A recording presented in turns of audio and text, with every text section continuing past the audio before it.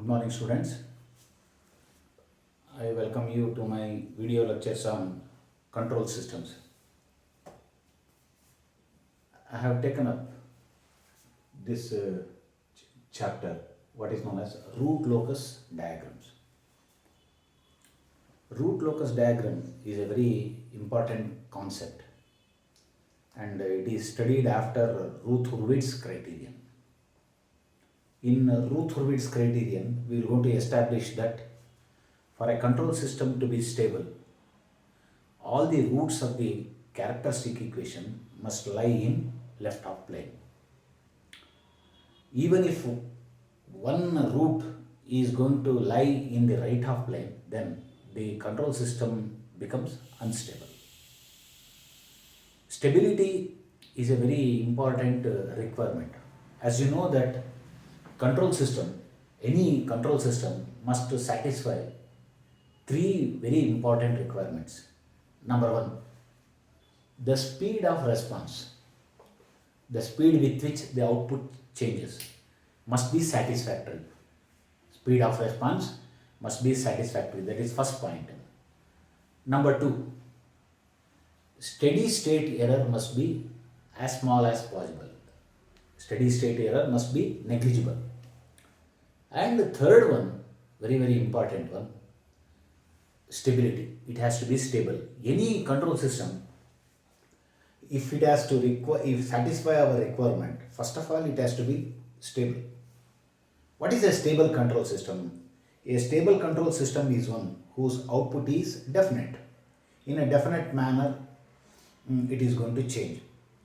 Whereas for an unstable control system, the output is not definable.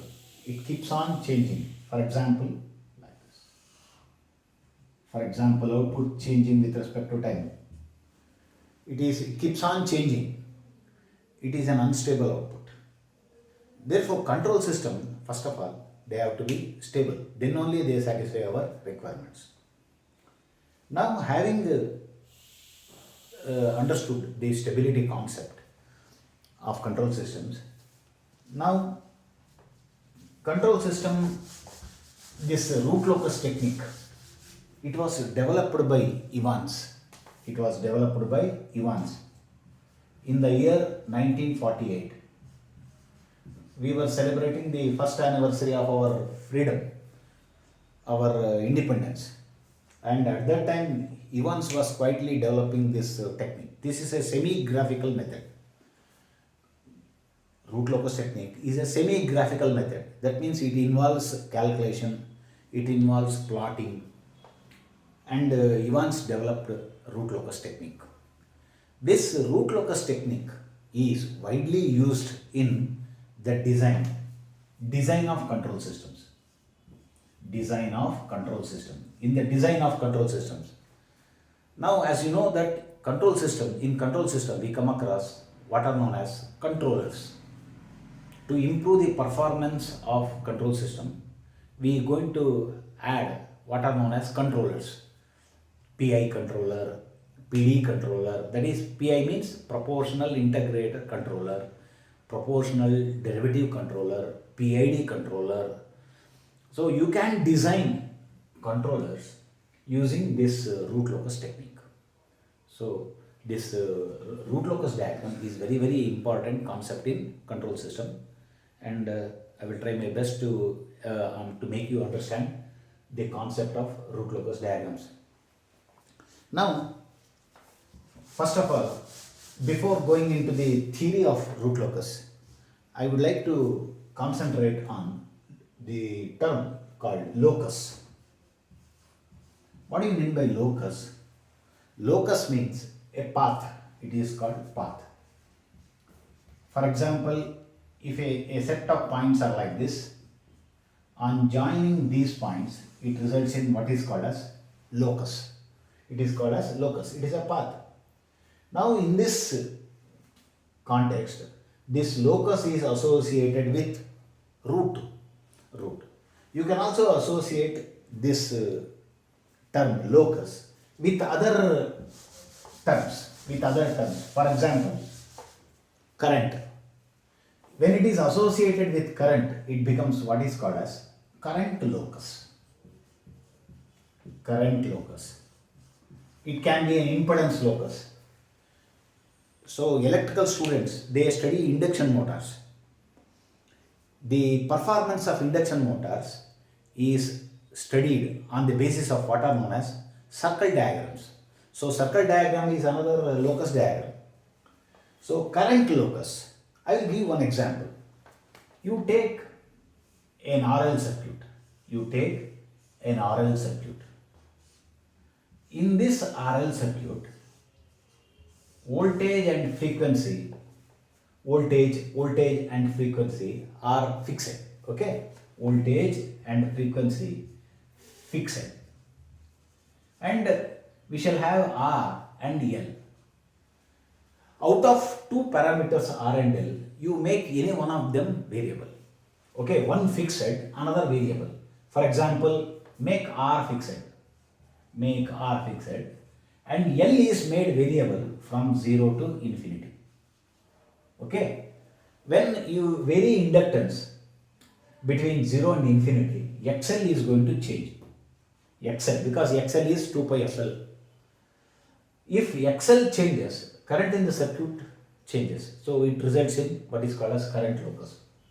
XL is going to vary between 0 and infinity. The reason is L is being varied from 0 to infinity. It results in what is called as locus diagram. Now, for example, take V as fixed. Now I will draw the diagram. First, take L equal to 0. Take L equal to 0.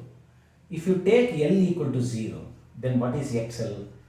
XL is also equal to 0. And only impedance in the circuit is resistance. So what about current now? The current in the circuit becomes V by R, and it will be in phase with voltage. This is voltage phasor and this is current phasor when L equal to 0, and this is V by R. Now you take L equal to infinity. When you take L equal to infinity, then XL also becomes infinity. And current in the circuit becomes 0. That means it is this point. Now this is at L equal to infinity. When infinity, current in the circuit equals 0. Here current I is equal to V by R. Now in between these two extremes, if you vary L, what is current in the circuit? Current in the circuit I is equal to V divided by root of R square plus XL square. And the phase angle between voltage and current is given by phi equal to tan inverse XL by R. I think you remember these points. Now if you plot the remaining points, it results in what is called as a semicircle. When L equal to infinity, phi is equal to tan inverse infinity. Tan inverse infinity means 90 degrees. Now the locus will be like this.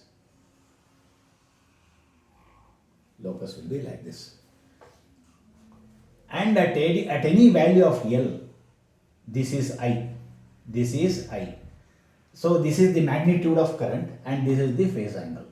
This is what is called as locus diagram, current locus. Now in this example,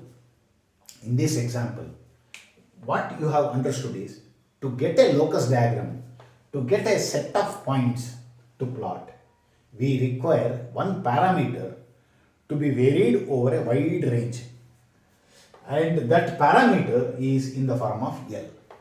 Now similarly you can take L fixed, R as variable, and it results in the phase locus diagram. This is what is called as locus diagram. If you take L to be fixed and R to be variable, it results in this semicircle. This results in semicircle. This is V. I am not going into the details of this. Now you understood that there must be a parameter. There must be a parameter which is varied over a wide range. To get a current locus, there must be some parameter. There must be some parameter, and for some values of k, for some values of this parameter, the control systems become stable, and for some values of k it becomes unstable.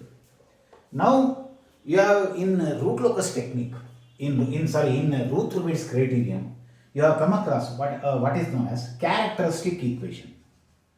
Characteristic equation. The characteristic equation is the denominator part of transfer function. It is given by 1 plus GSHS equal to 0. This is what is called as characteristic equation. The roots of the characteristic equation must lie in the left of plane for stability.